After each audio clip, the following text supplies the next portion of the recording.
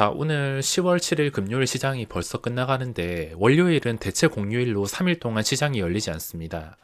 오늘은 하락장에도 최대 관심주였던 네옴시티 관련주가 시세가 폭발하고 있습니다. 대표적인 종목이 유신이랑 한미글로벌이 있는데 저도 오늘까지 한미글로벌이란 종목에서 열심히 매매를 하고 이제는 제 기준에서는 보유자의 영역이 되었습니다. 보유자 영역 전까지는 엉덩이가 무거우신 분들은 주식을 계속 들고 있다가 대박 난다든지 저처럼 엉덩이가 가벼우면 이리저리 단타로 공략하기 쉽지만 저는 어느 정도 기준을 넘어서면 더 이상 쫓진 않습니다. 근데 생각보다 주가가 아주 강력한 편이기 때문에 보통 이렇게 많이 올랐나 싶은데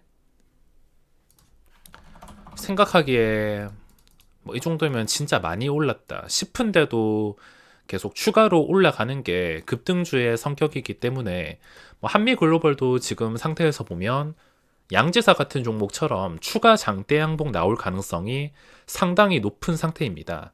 그래서 당분간 시장에서 이 지루한 거래 대금이 없는 시장에서 한미글로벌 쪽으로 계속 시장의 시선이 쏠릴 것 같습니다.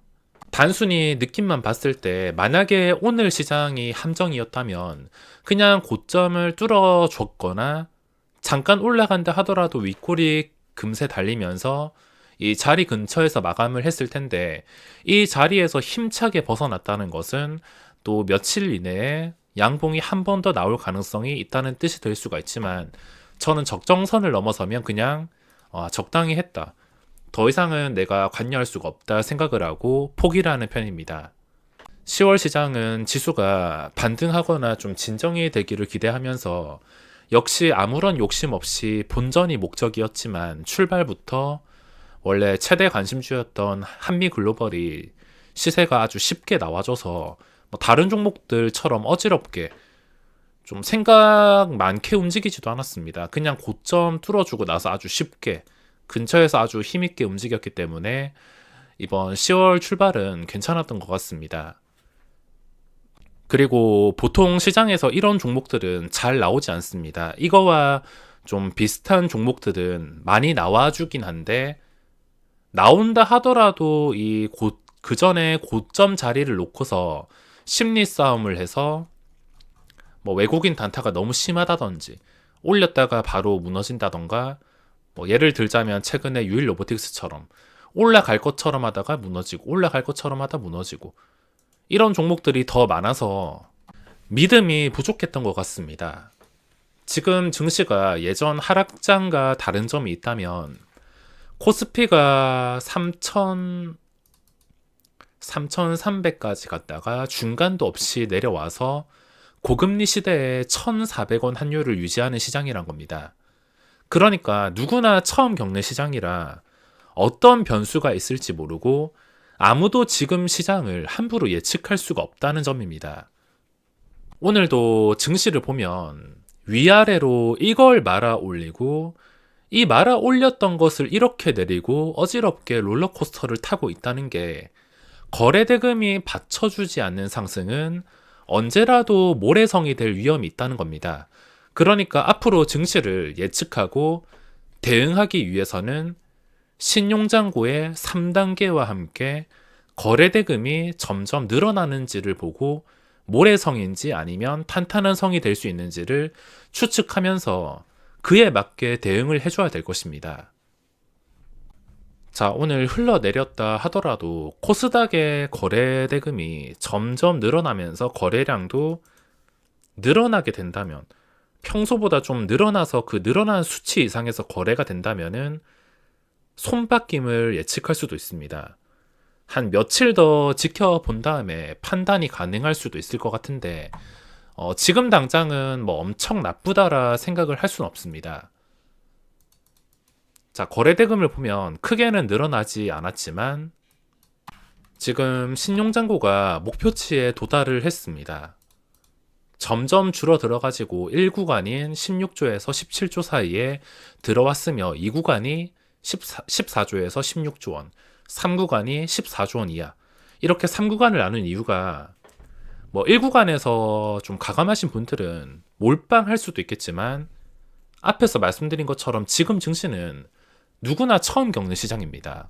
어떤 변수가 있을지 모르기 때문에 몰빵 방지를 위해서 3구간으로 나눴으며, 뭐 예를 들어서 나는 이 하락에서 과감하게 전재산 1억이 있다면 전재산을 다 넣을 것이다 생각하시는 분들은 1구간, 2구간, 3구간 나눠가지고 접근을 생각해 봐야 됩니다.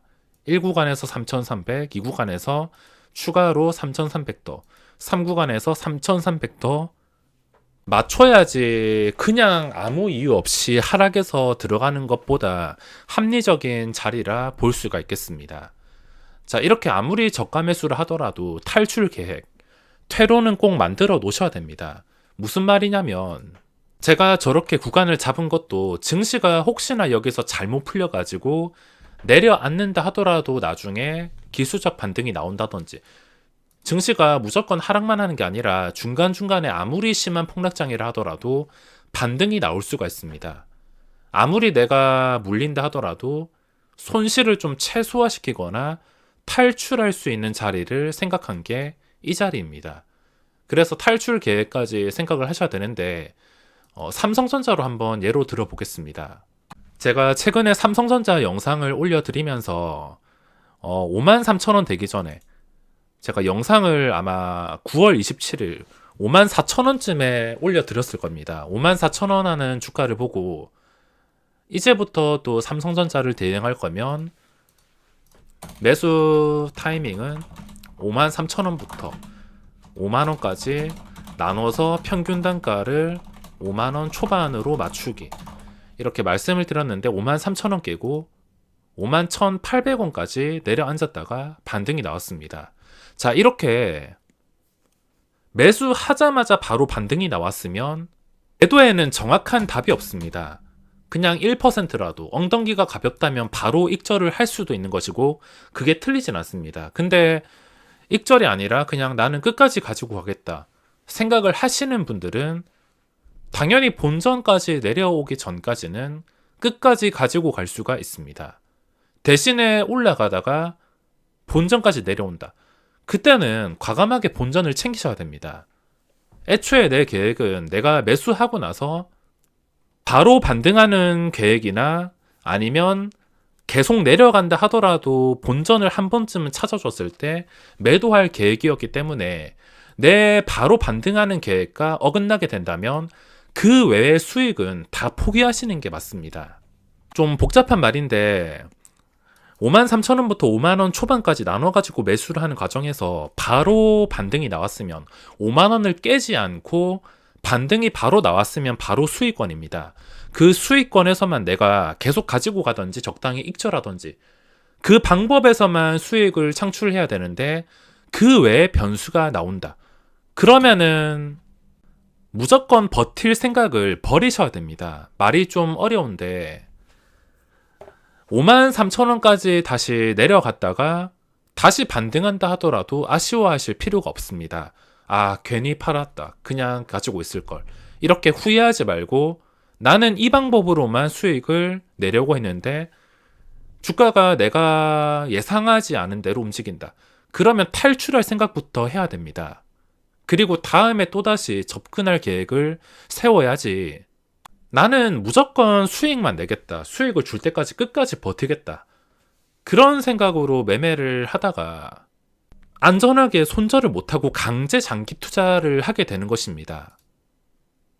그러니까 삼성전자랑 똑같이 생각을 하셔서 내가 신용잔고 이 구간에서 잡았을 때 어느 정도 내려올 수는 있습니다. 저 구간까지. 근데 내가 매수하자마자 바로 오르면 다행인데 내려앉는다. 그러면은 그때부터 기술적 반등이 나왔을 때 적당히 탈출할 생각을 해야 되고, 내가 매수했는데 바로 운이 좋게 반등이 나와서 올라가는데 거래대금이 너무 부족해서 모래성처럼 다시 내 본전을 위협한다. 그러면 탈출 계획부터 세우셔야 됩니다. 무조건 잘 풀리면 좋겠지만 항상 리스크에 대비하고 내가 정해놓은 상황에서만 수익을 내고 나머지는 다 포기할 줄 알아야 계좌를 장기간 성장시킬 수가 있습니다. 계좌를 어떻게 안전하게 관리하고 계좌를 스스로 키우는 방법을 만드셔야 이 힘든 주식시장에서 스스로 살아남으며 일어나실 수 있을 것입니다.